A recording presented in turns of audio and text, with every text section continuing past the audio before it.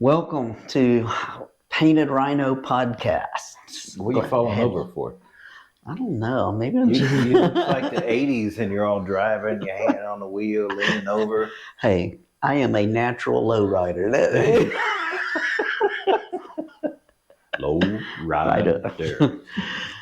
Sorry. Sorry. But yes, welcome. Welcome. And welcome you as well. I'm glad you're here. Glad to be here. That's good because it's your house.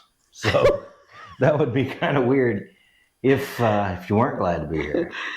So well, there's been some times I've had to sleep out under the gazebo. Oh man, it's no good.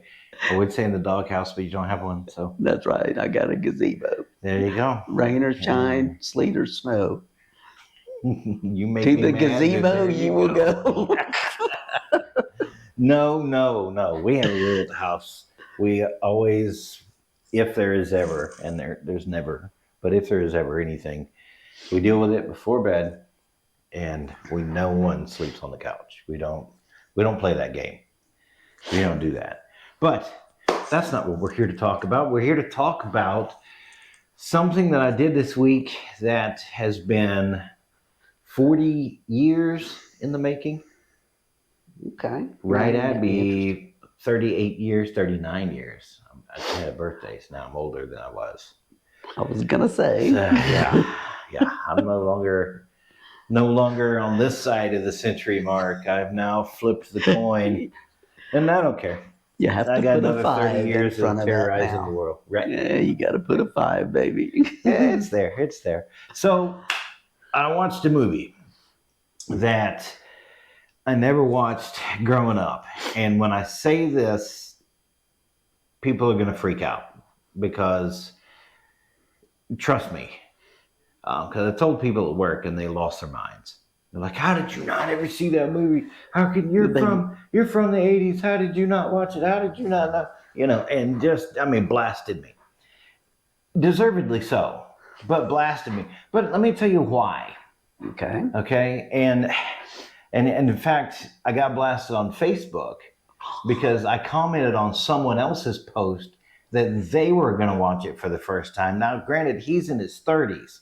Huge difference because I was there when it came out. I was a young kid when it came out, and it was geared toward my age group. But I was scared to death of it. And here's why. Let me start with this. I had watched another movie that was super popular when I was little, and it scared me. And looking back, it's still scary. It scared me for a reason.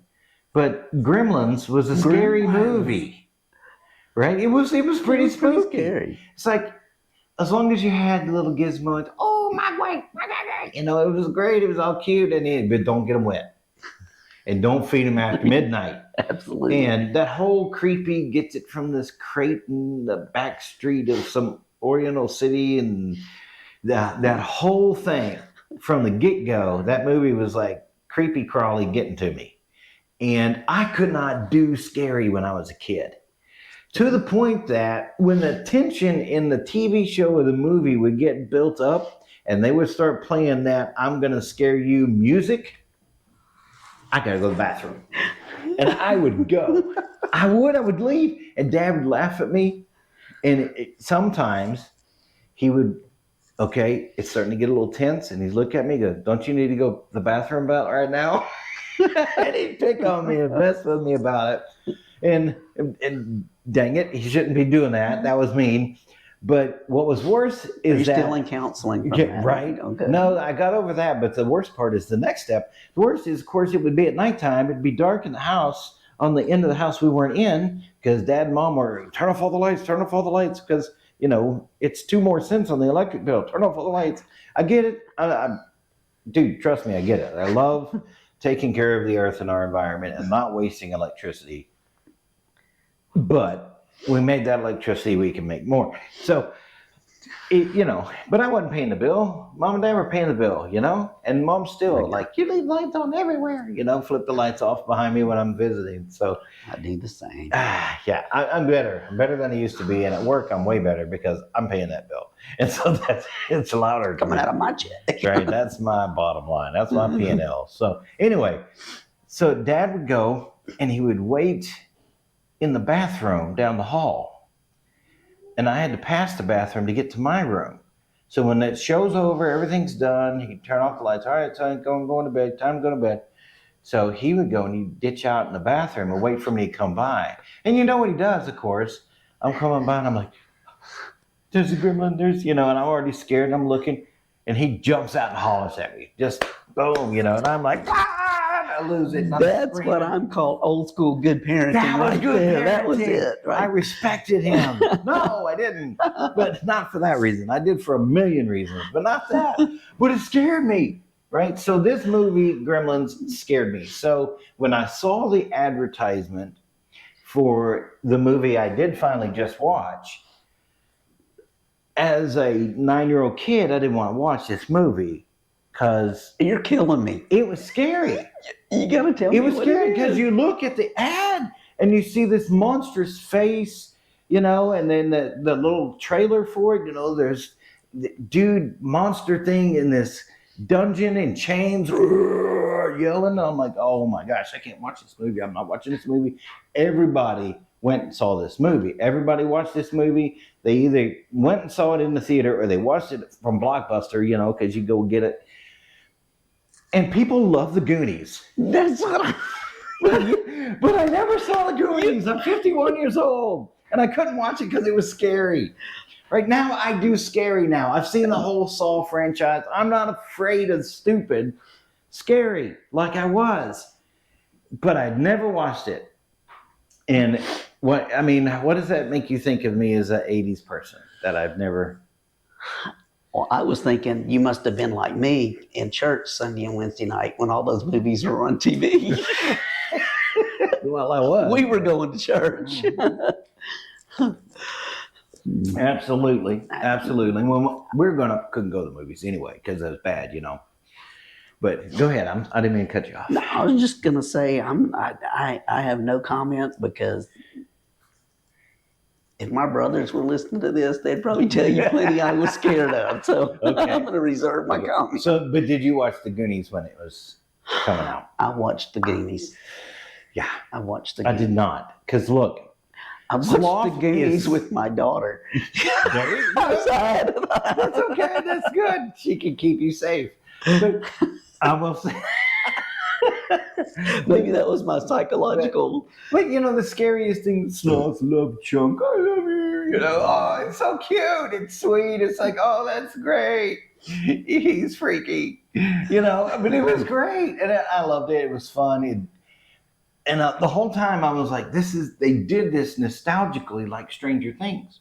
Going back to the kids that were doing what I did when I grew up, the Radio Shack radios and the Otasco bikes and banana seat, the whole thing. Yeah, that's where I got my first bike. I haven't heard that in forever. I know. So, that was me. I lived that life in small town America. Uh-huh. And I thank God that I was raised then and there. But when I finished watching the movie, I was like, but that's not made to be nostalgic. That was just current and modern. They weren't thinking they were talking and doing retro. They just are retro because these people that are in this movie are in their 60s now. Oh, my God. And I'm like, oh, my gosh. Are you kidding me? It's like, no, like Josh Brolin's in this movie where there's a hole in the earth and this pasture and stuff. It's okay. It's a little mini series kind of thing.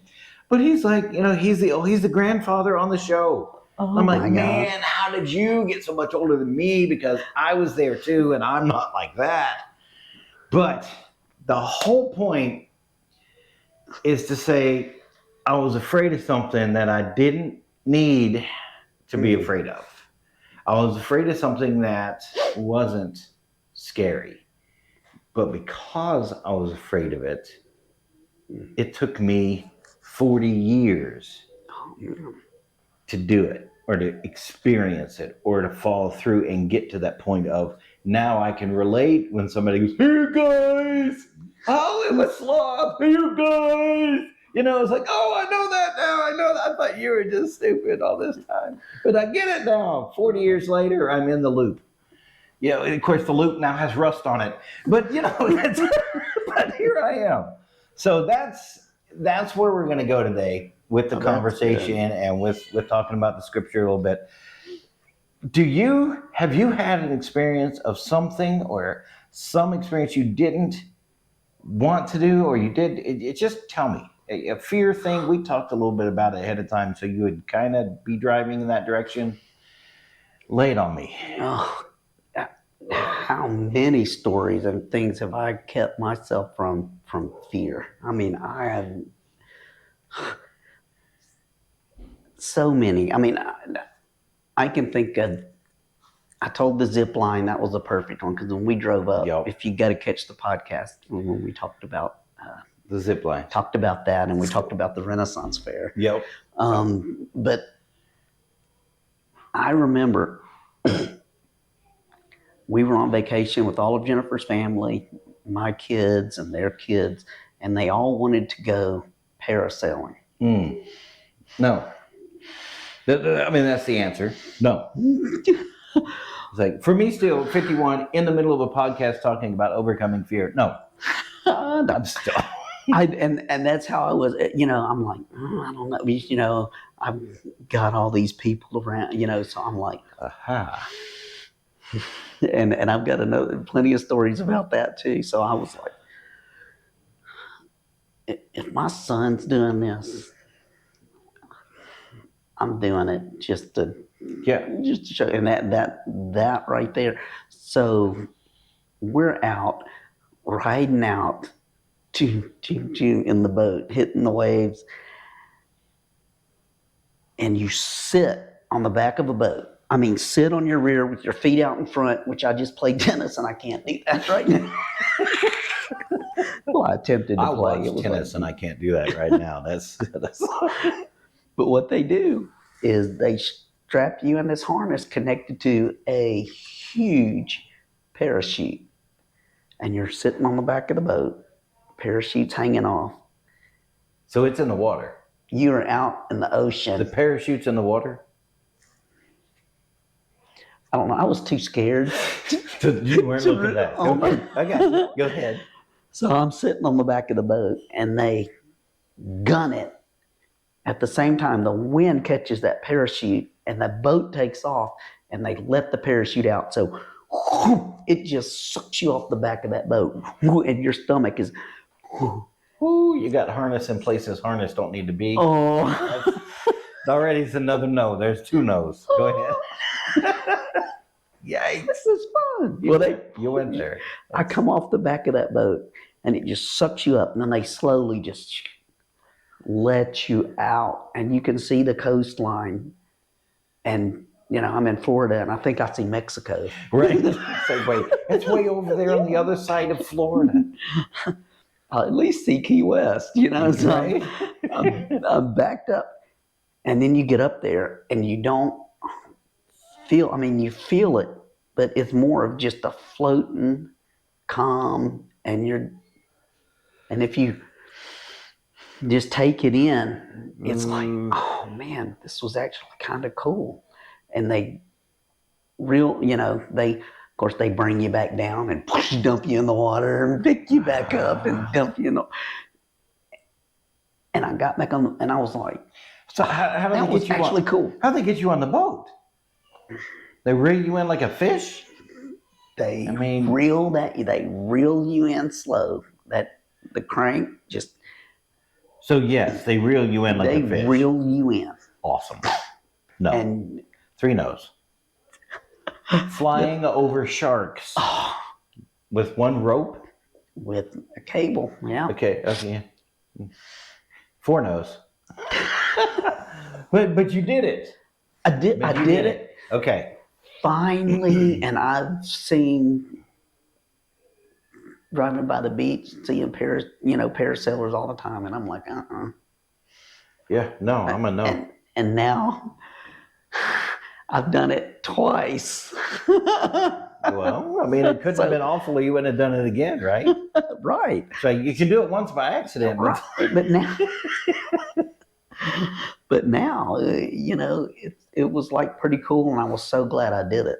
But I'm telling you, just like the zip lining, which is probably one of the coolest experiences that I've had, and I would have missed out on all of that. And rappelling off that wall, when you turn your back to, and you just have to go off backwards. Yeah. You just have to bail off backwards. Yeah. But once you start going down, it's like, hey, I got this. And I know I can catch myself. And there's somebody at the bottom that if you slip, they'll something called belaying you. The rope goes through a basket and it pull slows you. It'll stop you on a dime. Well, that's great till one of those clips breaks and look, there's another no.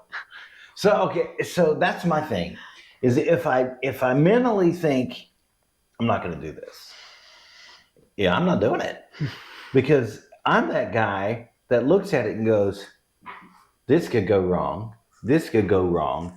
It would take 1,000 coincidences, but this could go wrong, right? It would almost have to be an act of God's wrath, but this could go wrong. And I could still see, and I'll play it out. At the same time, I do go, but I don't want to be that guy, right? I want to experience things. So we've been experiencing more things lately, and it's good for me, and I love it. And sometimes it means I've got to face that fear.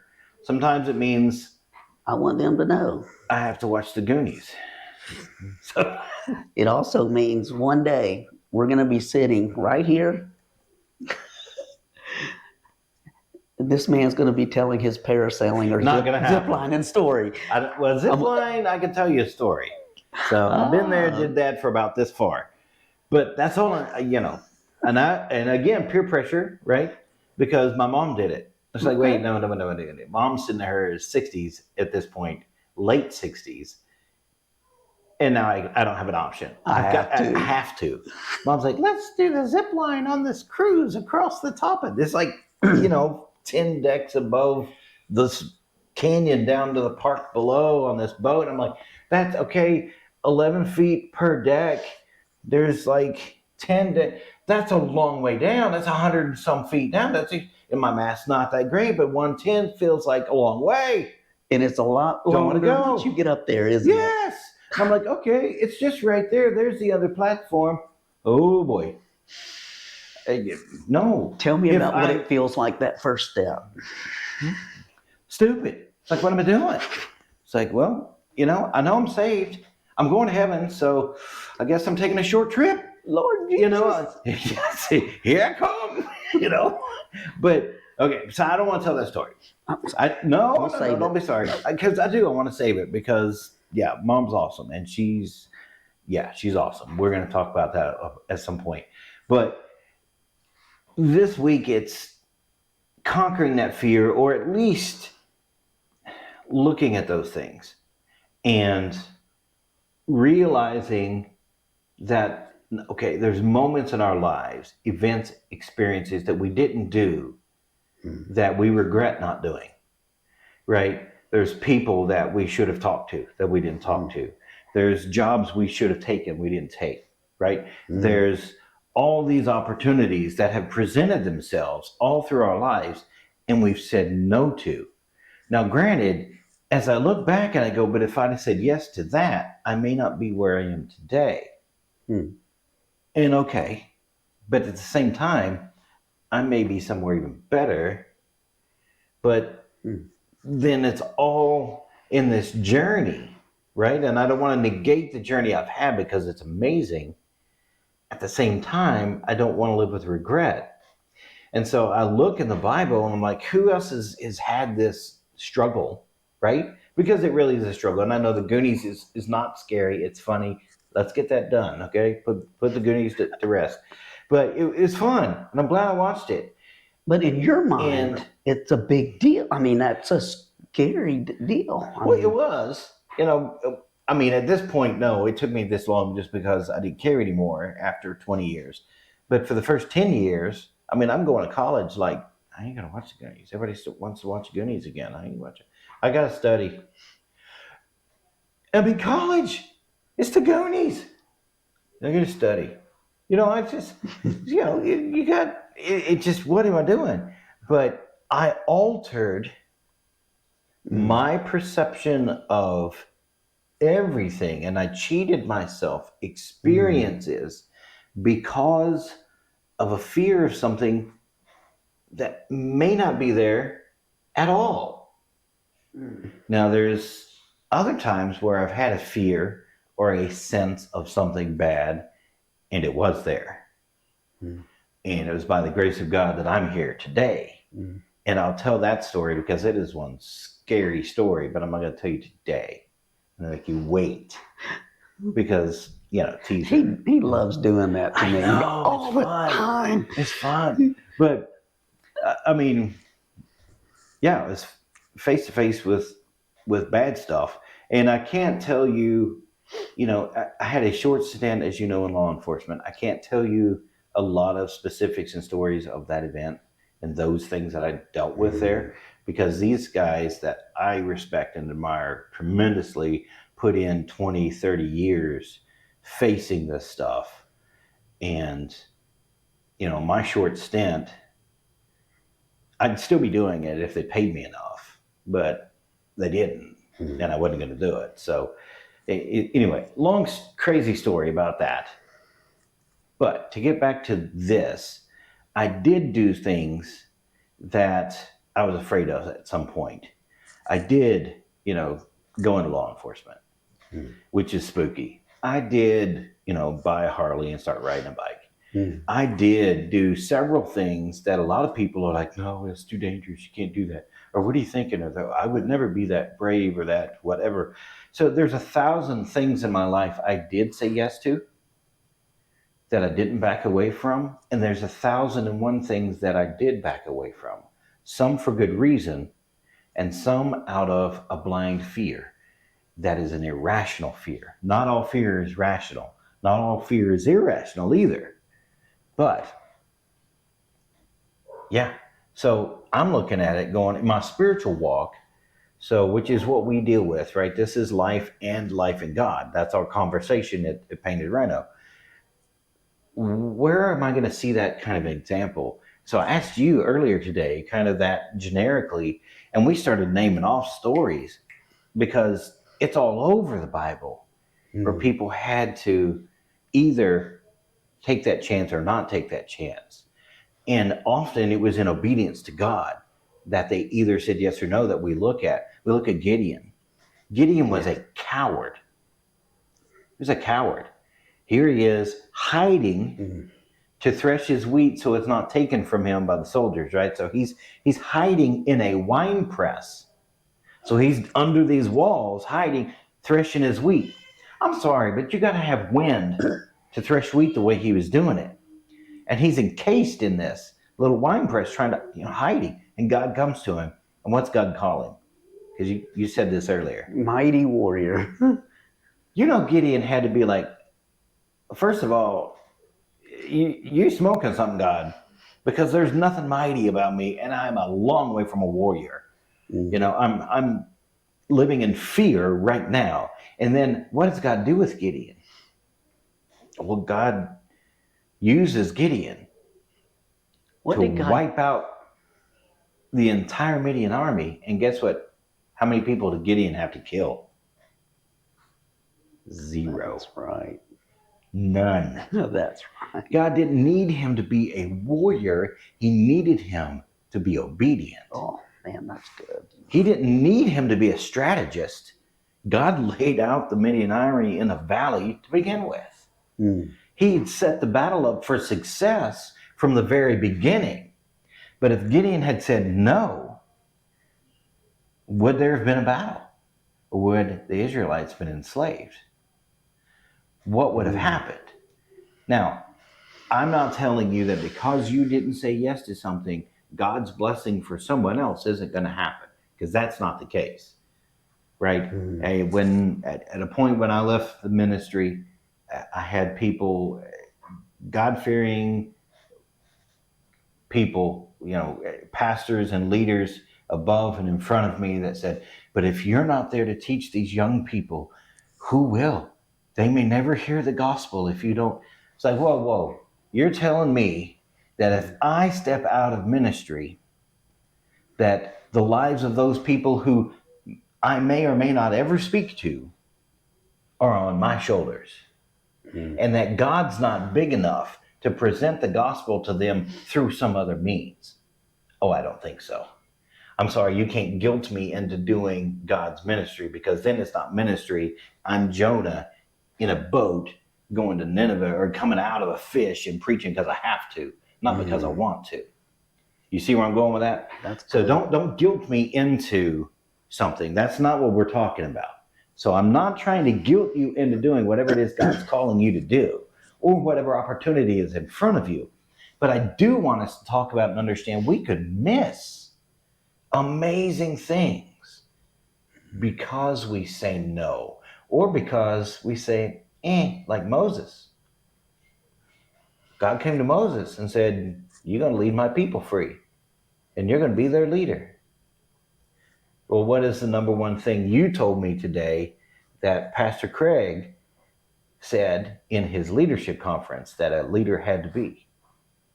A good communicator. What was Moses' excuse immediately to God? He said, I stutter, I'm not good. That's so good. Right? Oh, I had a thought before I go on. Do it. Because you got my brain.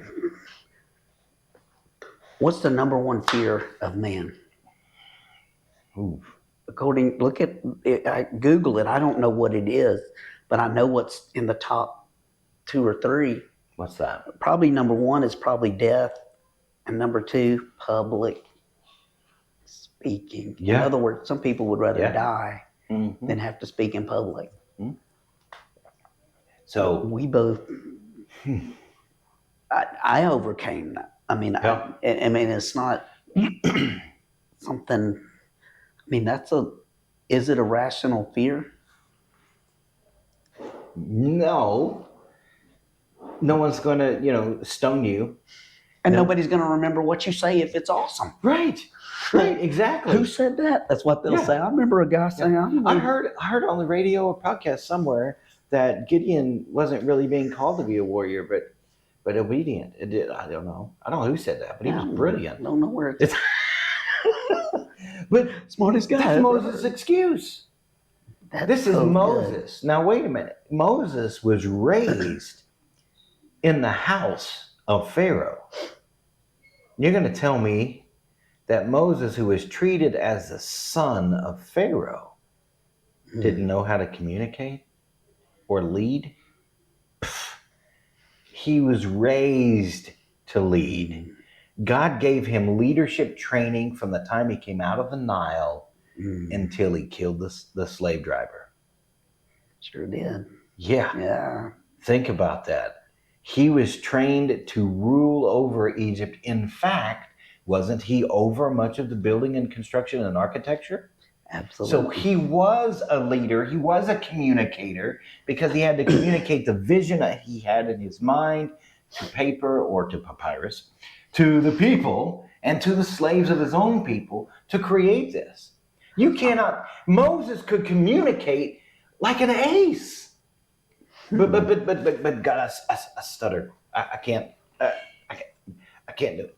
No, because the limitation, right, was placed on him by himself as an excuse not to step out in faith. Now, it takes a whole lot. I'm sorry, it is. I love it. It takes a whole lot more faith for Moses to betray his raising, to go and fight his own father, basically, right? Pharaoh. I mean, let's be honest. Ramses was in that position, right? And to go and fight the king that ruled all of it, who held his own people captive after he came back as a murderer, right? And a defector because he ran away. That's a lot of courage. And me, all I did is I didn't have the cojones to step up and watch the Goonies. I mean, come on. It's nothing for me. But it's an example of a small thing that we had to overcome in my life, right? The zip line. Yeah, you're stepping out into nothing, hoping that cable's going to work, and this guy that doesn't speak your language has you strapped in, and they have your best interest at heart, sling you off and they're going to throw you over this canyon. I'm sorry. But I have seen enough reality TV to know zip lines are scary, right? We watch The Amazing Race all the time. Zip lines are scary, but I've never seen anybody snap loose and go flying. Not saying that it doesn't happen, right? I mean, accidents happen. But the chances of that are so much smaller than the chances of me getting hit by a car when I walk out here to get in my car to go home. Mm. I'm going to fly on a plane to go see my mom in Florida in a few weeks. I'm flying 30,000 feet in the air. I don't have a zip line. I don't have a harness. Nobody's down there to use a basket to catch me. I am flying. And if that plane says I'm done with it. I'll get on that plane and not even think twice about it. It won't bother me. Mm. But if God asked me to do something that made me shaken in the identity that I have created for myself, like Gideon, like Moses, Mm. I don't want to do it. Mm. I'm afraid of it. If God says you're going to be a writer, and I'm like, I've never finished a book, started a bunch of them, never finished them. If God says, I want you to speak to school kids about whatever it is God has a passion in your heart to help young people learn. You can't say, well, I can't talk to school kids because I stutter. God's asked you and empowered you to do it. He doesn't want you to be able to do it. He wants you to need him to be able to do it. He doesn't want a mighty warrior. He wants to create a mighty warrior in your obedience. Mm. So, what do we do? That's what I was going to ask, because I know all this stuff. I know it cognitively. But when it's time and when it's, do it, Yeah. it's tough. It's tough. I meet people that have, it seems, no fear. People that can do. We like to geocache. We haven't done it this year yet. We need to get out there and go, right? I mean, we do. But when we have to get something that's high, who do we send? Who do we send in our group to get the things that are way up there? Who? Your wife. That's exactly what I was going to say. Because she's not afraid of it. Not afraid of heights. She's, it's down there on that brick and I have to lean over this 40-foot ledge to grab it. Hold my water. I'm getting it. Right? And she does. Her dad and her brother is a commercial pilot. Right. So it's the same thing. She has, it seems to me, no fear. But there are things I've seen her face that just fear runs all over. Mm-hmm. Because we all have something. And I believe, I could be wrong. Yes, actual immediate danger is something we're afraid of and we should be because it's kept us alive, right? But I believe that when it comes to God asking us to do things or opportunities for us in ministry setting, in doing for others, in reaching out to them, I believe that if it doesn't line up with the identity that we believe we are for ourselves, what we have chosen to accept as who we are, if it doesn't line up with that, we tend to tell God no. If it doesn't line up with my image that I park my car and I walk downtown in 100-degree heat and I pass out socks and water to homeless people and tell them Jesus loves them, that's just not me. I'll pass out the bulletins at church. I'll teach the 4-year-olds in the nursery. No. I'll do those. You're right. That's even more scary. No. There's a no for Troy. There we go. We all have no's. But do you see where I'm going? I do. If he's asking me to do something that I know is uncomfortable because it doesn't mesh with what I want someone else to think of me, how many times do we say no to God? Gideon said, I'm a warrior. Moses said, I can't speak. There they are. A warrior and a leader and communicator. So what do I do about it? Mm. How do I overcome that? I have my own theories, and So you tell me. what do I think? You tell me, how do you step across that line? I can just think of one thing. Faith. Just sometimes you just gotta. That's what real faith. Faith is not faith in a vacuum. It's only real when you are faced with something, and you step out and you say, "I don't know how this is going to turn out. I don't know, but all I know is that I got to do it." It's you kind of have to. My personality, God, I think God deals with us differently, but I kind of have to be put in a corner. If you take away my options,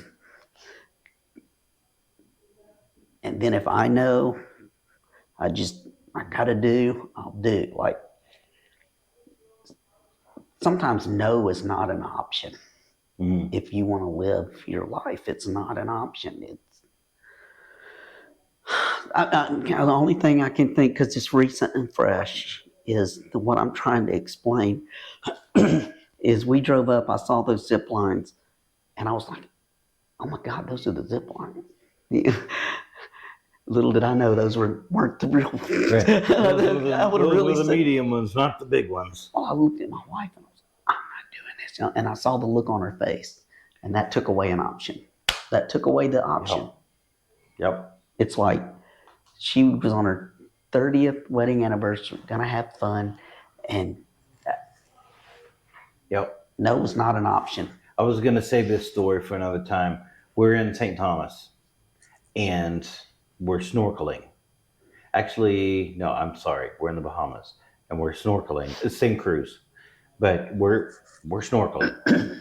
Now, my wife, Patty, certified rescue diver. Yeah, she's a professional. She dives with whatever. She doesn't care. Sharks, doesn't matter, right? Me, I like a pool. There's nothing in a pool I can't see coming. Pools are nice. We can regulate the temperature. There's not waves. Okay, but I love the ocean, and I loved being there, and I wanted to do this with her because she's talked about it like crazy. She wanted to do this. Let's do it, right? So we're snorkeling around, and unfortunately, a group of jellyfish had moved in where we were. So I'm a great swimmer. Swam my whole life. No big deal. Swim like a fish. But I breathe like a person. I need air, right? I don't need water. I need air. So I'm snorkeled up. I'm learning. And I'm going, and I'm cruising along. And I'm like, okay. And I don't know why, but I had that sense of fear. You just have it in you sometimes, and you just want to say no. But I'm not saying no. She's talked about this the whole time. This is the reason she wanted to do this cruise, is to do this thing. So we're going, right? And so I'm in the water and I'm rocking along, and I'm like, okay, I got this, man. I can breathe. Okay, I think I got it figured out. And my only little problem was, the mustache and beard left enough water leakage that then the mask starts to fill up, right? Okay. So anyway, this turned out bad for me. But I'm rocking along, and then it's murky because everybody's walking on the beach. And I get a little further out where now it's clear and I can see for a long ways. Bam! It's a pink jellyfish right in my face. And I'm like, I did not know that I could swim in reverse. Where's that on the GoPro? Dude, I have it. You have that? I do. I have this whole adventure on the GoPro. Craziness. I want to see this. Okay, so this is going to have to happen. I'm going to have to talk about this another time. so that we can do the whole thing and get the pictures and the video and the whole thing from the GoPro. It's awesome. But at that point, water started getting into my mask and I inhaled a little. Oh. Well, I have asthma and it triggered it. We're out there having a blast and I can't breathe. So I'm swimming and I can't see because water keeps, I'm going up, fixing it, going back under, and I'm not breathing well and I'm struggling. We finally get out, like it felt like 6 miles to this platform.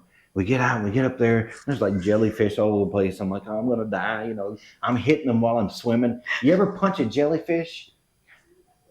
They call them jellyfish for a reason. If you took a 5-gallon bucket and filled it with grape jelly and went, that's what it feels like when you punch a jellyfish. So I'm swimming and I'm like, you know, it's going to get me. And I did. I got stung like 4 or 5 times. No big deal.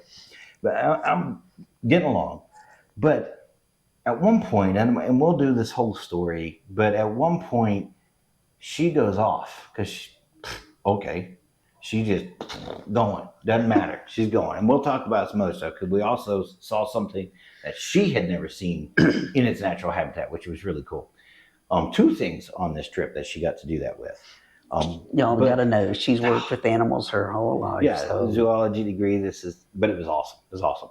So she's tooling around and she stays in this spot. And I'm on this platform and this dad that has 2 whiny brat kids. Sorry about you. If you watch this video, whiny brats. They were, I can't die, just hollering. I'm like, oh God, that's how I feel, but I'm not doing it. So I'm sitting up here and the dad's up here like, you guys go ahead. I'm going to wait here for you. I need to rest. And he was like, oh God, they're driving me crazy. Because he can't swim. They're tagging on him, pulling on him, tugging on him. Oh. You know, they're scared to death. And he's like, he's miserable. Anyway, so I'm sitting there with my excuse of I can't breathe, which honestly was legitimate to a strong degree. But I know she found something. And I'm like, I got to see what she sees. I have to experience this with her. I don't want to go over there because I'm not talking about I had to swim 20 feet to get there. I mean, this is another 300 feet or so. I got to swim out to get to her. And then that's not at a platform. It's out in the middle of something. I get out there and you know me and the pirate thing. I get out there and it's the side of a cannon register from a ship. And it's got 3 or 4 cannons. Dude. Anyway, another story, another time. But I did make myself go. And man, I'm glad I did. Mm-hmm. Because I got to see something that not only resonated with her, but then it also resonates with me. And we can share that. And we can talk about it now. We share that experience and we bond over that together. And I could have sat back and used a crutch. Right? Because I had breath enough to do this. I didn't. Now, if it got worse, I'd have just quit, right? But I knew my limitations and I was within them. I just could have said and wanted to say, no, I can't breathe. You tell me about it. Okay, something just popped in my brain that I've said before, and there's another zipline story with Christian. It's you overcame your fear because there was something else that you loved more. That's it. Than the fear. That's it. And when God calls you to do whatever it is that he sits in front of you, he will sit it there and say, go after this. I want you to go do this. If it's, I'm going to call my mom's church out. If it's that church that once a week for the last month, some homeless person has come in for Sunday service, they grab breakfast and they sit and watch Sunday service and they stay for the service and then they go, you know what I think you need in that church? You need a ministry to those homeless folks because they're right there and they're looking and they're hungry, literally and spiritually, and they're looking for a place where they can be loved. Mm. So let's figure out a way to do that, to show them Jesus' love. When he puts something in front of you, go do it. Don't talk about it. Don't think about it. Don't say, I wish we had someone could volunteer to do that. God told you to say that because he's telling you to do that. Step up and do it. Now, at the same time, we have to face that fear, right? Well, what if, and she hasn't said any of these things. I hope I don't offend her at all, but what if, okay, we start bringing in people that are in trouble and they cause trouble in the church? We can't have that. No, I mean, they could cause trouble. It could be an issue. It could, I mean, it's not like Jesus came for them anyway. That's all I got. That's all I've got. Because it's not about us. He calls us to be used in our weakest point. Our point where we think we're secure in our identity, he wants to take that away and tell you, no, I say who you are. And you are a mighty warrior. You are the leader of the greatest nation I will create. You got me thinking. I'm just saying. You got me. We need to end this. I know. We have to. We're out of time. Guys, I don't know what God has in front of you. Troy, I don't know what God has in front of you. I don't even know all of what he has in front of me. But I do know that I can't carry into that task, into that mission, into that life that he wants me to have. I can't carry with it any preconceived idea of who I am, because I want to be who he says I am, not who I want you to think I am, because I don't care what you think. I care what he says. And that takes me to the worship song, I am who you say I am. And we sing, well, I am chosen, I am. Yeah, you know what else you are? You're a slave to his call. Voluntarily. And it's the best life anyway, because if I would have lived by my perception, my life would suck. Yes. I'm just being, I mean, if I would live, because I turned 54, yes. And I asked myself, I look back and my life's nothing like I thought it would be. I thought this would happen by now, this would happen by now, this would happen by now. And God gave me a spanking on that. Well, aren't you glad it's not like you thought it would be? Mm-hmm. Everything you need to make your life complete is right here in front of you. Enjoy it. Mm-hmm. So like the Doritos challenge, which was last week, do what he's calling you to do.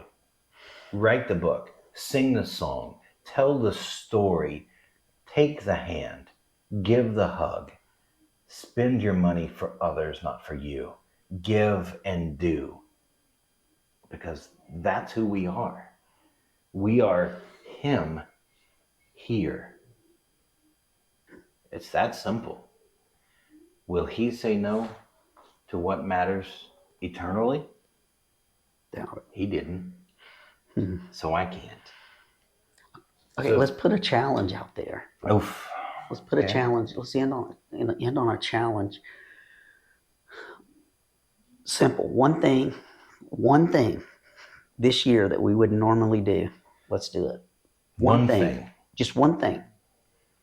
That's the challenge. And if we remember, we'll come back and revisit. I don't know why, but the scariest thing just came to my mind. Uh-oh. Watch Mamma Mia with the girls. You win. I don't want to see that. And they're going to tease me about that. But, yeah. You want to? Let's do it. Oh, man. See, I know it even makes it does anxiety even because I don't want to change, but I have to. I don't care if I'm 110. I've got to do it. So I won't do it without doing this. I won't, because if I will stay in my own. I'd have stayed on that platform. I would have never have seen, those beautiful angelfish and everything going on around that scene. That image that I will never forget would be gone. I would never have had it, right? If I hadn't said, And I honestly said, all right, God, you got to give me breath to do this, and I've got to get past this. Pardon the expression, but screw it, let's go.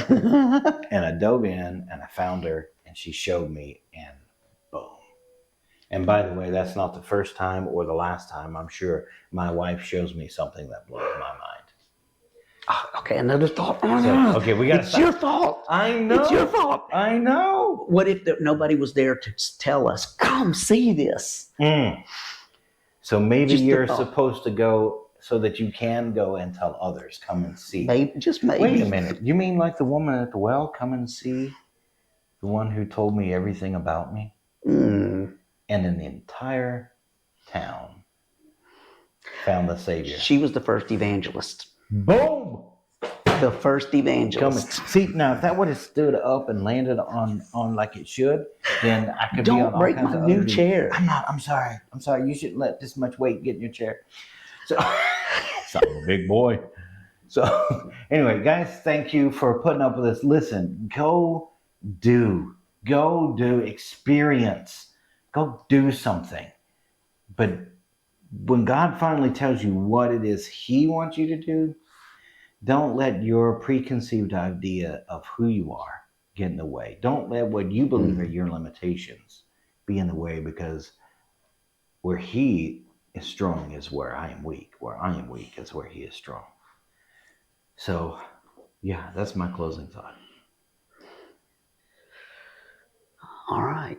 Until next time, His grace is enough.